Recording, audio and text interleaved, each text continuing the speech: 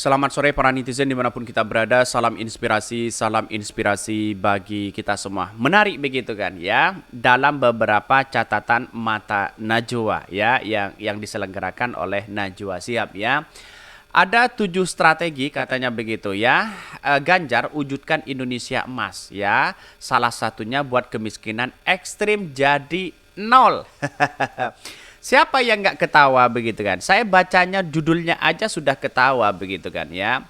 Dari judulnya aja bagaimana 2 periode Pak Ganjar itu ya memimpin Jawa Tengah hari ini ya. 2 periode loh begitu kan memimpin Jawa Tengah.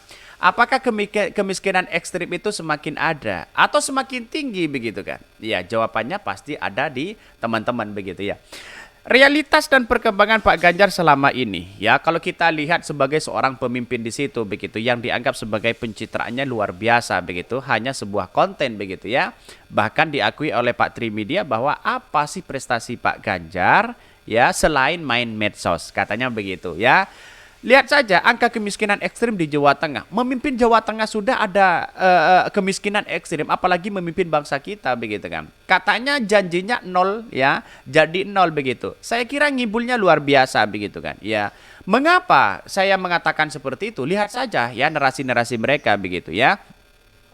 Salah satunya katanya membuat kemiskinan ekstrim jadi nol. Bayangkan, selama ada masih pengangguran ya ada bangsa kita, pengangguran, terus kemudian ya lapangan pekerjaan tidak ada begitu kan. Pasti terdampak angka kemiskinan yang drastis di situ begitu. Ya ditanya soal TKA Cina di situ, Pak Ganjar menanyakan apakah Anda yang mau menggantikan? Ya, jawabannya Pak Ganjar ini begitu kan. Korelasinya dengan angka kemiskinan itu tidak bisa begitu dilakukan kecuali ya orang-orang Cina di sini begitu kan ya. Pekerja-pekerja di sini orang-orang Cina begitu yang katanya bekerja di Indonesia begitu pulangkan semua begitu kan, usir semua, ganti orang-orang Indonesia, baru angka kemiskinan ini jadi nol begitu kan begitu logikanya begitu kan ya. Jadi kalau hanya ngomong angka kemiskinan padahal 2 periode bagaimana dengan Pak Ganjar yang ada di Jawa Tengah, saya kira ini agak lucu menurut saya pribadi Pak Ganjar ini begitu kan ya. Seharusnya lihat prioritas utama bagaimana ya lapangan pekerjaan ya, mahasiswa lulus disambut dengan lapangan pekerjaan di situ ya. Malah orang-orang Cina, orang-orang asing di situ begitu yang memanfaatkan bangsa kita di situ begitu. Maka kalau menjadi presiden usirlah mereka begitu kan, ganti dengan potensi-potensi anak bangsa, baru angka kemiskinan itu semakin ya meminimalisir begitu. Kira-kira kan seperti itu begitu. Jadi kan tujuannya kan seperti itu begitu. Jadi kalau hanya ngomong siapapun bisa, anak kecil ngomong bisa begitu kan. Saya akan membuat kemiskinan ekstrim jadi nol, pret ya. Bangsa kita sudah berapa kali begitu kan. Mulai Pak Jokowi, mulai Pak SBY, angka kemiskinan tetap ada. Apa sih ya kehebatan Pak Ganjar? Kan begitu logikanya begitu kan ya. Ini bahkan salah satunya lihat saja ya dengan UMR terendah untuk memimpin Jawa Tengah 10 tahun. Bayangkan ini kita cari ya yang namanya Jawa Tengah ya. Sulawesi Barat ya, Jawa Tengah ini mana aja? Ini Jawa Tengah. Ini hanya 1.900 berapa? 1.958.000 begitu kan ya. Ini nggak nyampe 2 juta begitu kan. Artinya apa? Artinya kan gagal Pak Ganjar di situ begitu kan. Bandingkan dengan UMR atau di Jawa Timur begitu kan ya. Di Jawa Timur itu 2 juta, 2 juta 40 begitu kan. Ini kan semakin apa namanya semakin lebih kuat di situ begitu kan. Artinya apa? Melihat dari perkembangan ini, angka kemiskinan ekstrim di Jawa Tengah itu masih tinggi loh begitu kan ya. 2 periode Pak Ganjar padahal. Strategi apa yang dimainkan mereka? Strategi apa yang dicoba mereka begitu kan? Apalagi memimpin skala nasional begitu. Yang otomatis begitu kan rakyat dan semuanya begitu kan, ketimpangan kesejahteraan itu masih belum nampak begitu kan. Apa ya strategi Pak Ganjar kalau sudah seperti ini begitu? Saya kira iya, ngibulnya menurut saya pribadi keterlaluan begitu kan ya. Karena apa? Karena di satu sisi seharusnya dikonsepkan kalau ingin ada kemiskinan menjadi nol di bangsa kita begitu ya. Terobosan-terobosan Pak Ganjar otomatis kan berpikir terlebih dahulu bagaimana pekerjaan, lapangan pekerjaan dibuka di situ, bagaimana TKA Cina diusir di situ begitu kan. Kalau semisal ada 1.000 orang begitu kan ya, atau 500 orang atau 100.000 orang TKA asing di sini yang bekerja yang ada di Indonesia diusir, diganti dengan orang-orang yang pengangguran di sini, angka kemiskinan di situ akan menjadi nol. Saya yakin dan saya yakin-yakinnya itu begitu. Akibat bangsa kita tidak bisa maju-maju begitu kan. Lapangan pekerjaan semakin sulit. Karena apa? Karena selalu ya dia selalu percaya terhadap orang asing begitu kan. Dianggap bahwa bangsa kita tidak mampu melakukan itu begitu. Padahal ini kan saya kira kemampuan bangsa kita cerdasnya luar biasa begitu kan ya. Saya kira ini mengapa begitu saya selalu menjunjung tinggi terhadap rakyat kita, karena bangsa kita ini bumi kita begitu kan. Ya, otomatis kalau ini bumi kita, kekayaan kita, alam kita begitu kan, berikanlah kepada rakyat Indonesia, bukan diberikan kepada orang lain. Kan begitu logikanya begitu. Jadi selama ini Pak Ganjar gimana begitu ya? Itu strategi penting begitu kan. Kalau Pak Ganjar ingin begitu kemiskinan menjadi ekstrim nol begitu ya, lapangan pekerjaan di sana ya harus dibuka selebar-lebarnya begitu kan ya.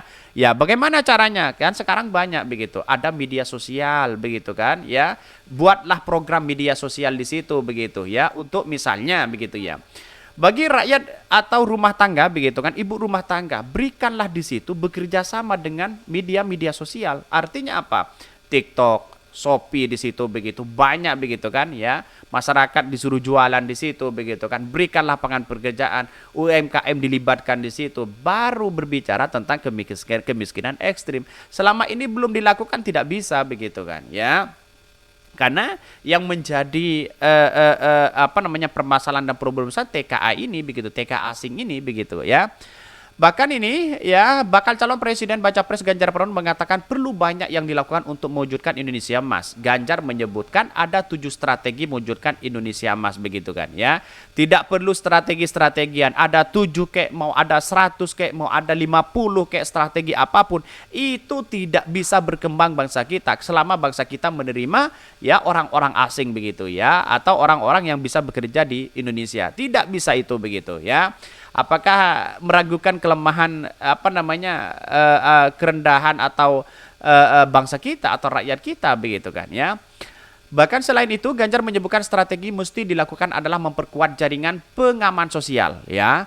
Lalu hilirisasi menuju industri kelas dunia dan mengembalikan alam Indonesia menjadi jauh lebih baik ya. Oke, itu menarik begitu kan ya. Industrialisasi dan kemudian mengembalikan alam Indonesia menjadi lebih baik. Bagaimana caranya? Ya caranya tentu Pak Ganjar harus tahu. Katanya dia memberikan 7 strategi.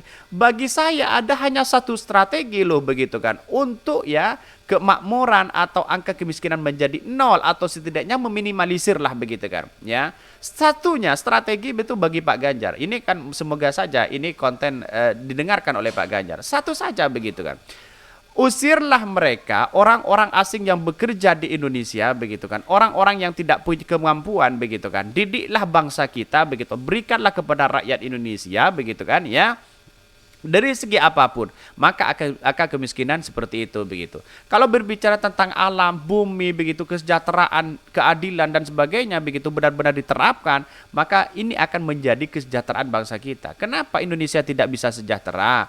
Kenapa Indonesia banyak angka kemiskinan, ya, pengangguran dan sebagainya begitu kan? Kita lihat saja karena lapangan pekerjaan di situ begitu kan, fasilitas di situ lapangan pekerjaannya tidak ada begitu kan, ya. Apalagi terkait dengan ya orang-orang asing ini begitu kan. Ya maka banyak yang ditanyakan oleh mahasiswa terkait dengan orang asing itu begitu ya.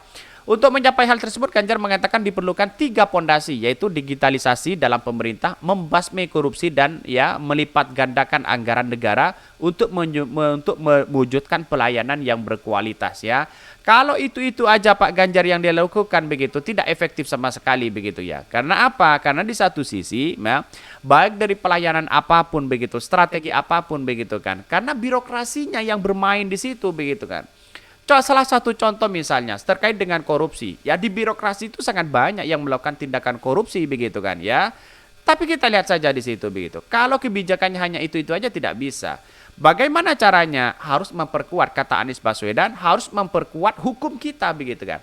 Atau setidaknya dimiskinkan mereka begitu. Baru top di situ begitu kan ya. Percuma kalau ingin memperkuat KPK, ingin memperkuat penegak hukum dan sebagainya, tapi ujung-ujungnya hanya memberikan regulasi, hanya memberikan kebijakan-kebijakan yang bersifat larangan begitu kan. Itu tidak bisa begitu kan. Orang Indonesia itu canggih loh begitu ya, pinter dan pinter begitu kan. Kalau soal curi mencuri, orang Indonesia itu pinter begitu ya. Maka jalan satu-satunya adalah satu ya, atau dua begitu kan ya. Pertama adalah hukum mati mereka begitu bagi koruptor. Yang kedua adalah berikan ya orang-orang yang korupsi di situ begitu kan ya, rampas haknya, miskinkan mereka, baru dia sadar. Itulah, kalau tidak seperti itu tidak bisa, hanya diberikan larangan sana sini tidak bisa begitu kan. Itu Pak Jokowi kurang kuat apa coba di situ begitu. Tapi kan banyak yang korupsi, maka malah semakin merajalela begitu di era rezim Pak Jokowi begitu kan ya. Kurang apa coba begitu. Lebih tegas mana antara Pak Jokowi dengan Pak Ganjar? Kan begitu pertanyaannya begitu kan. Jadi artinya selama ini melihat realitas itu, ya kita lihat saja bahwa apa yang diucapkan Ganjar itu menurut saya pribadi agak kurang begitu kan. Lebih kepada substansi ya yang harus kita berikan kepada masyarakat, bukan sebuah teori begitu kan ya. Mungkin itu yang kami sampaikan. Tonton terus channel Hodari Podcast Raya ini, kan ada berita-berita menarik dan viral setiap harinya. Salam para netizen, salam inspirasi bagi kita semua. Jangan lupa di subscribe channel YouTube Hodari Podcast Rakyat ini.